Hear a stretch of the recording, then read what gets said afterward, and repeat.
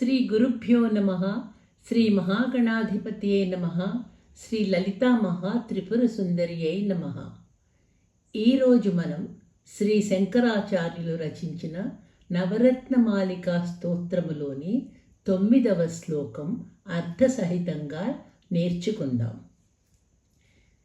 కాళికాతిమిర కుంతలాంత ఘన భృంగ మంగళ విరాజినీ చూళికా శిఖర మాలికా వలయ మల్లికా సురభి సౌరభాం కాళికా మధుర గండ మండల మనోహరానన సరోరుహాం కాళికామఖిల నాయికాం మనసి భావయామి పరదేవతాం.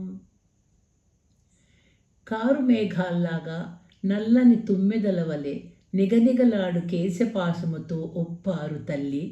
కొప్పులో అలంకరించుకున్న మరుమల్లెల గుబాళింపుతో విరాజిల్లునది. నునుపెక్కిన సుందరమైన చెక్కిళ్లతో మెరిసిపోయే ముఖము కలది. సమస్త లోకాలకు నాయకురాలు అగు కాళికా నామధేయము గల పరదేవతను నా మనస్సునందు ధ్యానిస్తున్నాను అంటున్నారు శ్రీ శంకరులు.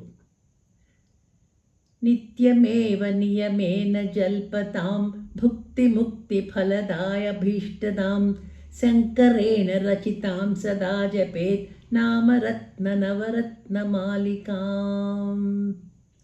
భుక్తిని ముక్తిని కలిగించునది, కోరికలను నెరవేర్చునది, శంకరాచార్యులచే రచింపబడినది అగు ఈ నవరత్నమాలిక అను స్తోత్రము నిత్యము నియమముతో పారాయణం చేస్తే వచ్చే ఫలితం అమోఘం. నవరత్నమాలిక స్తోత్రం సంపూర్ణం.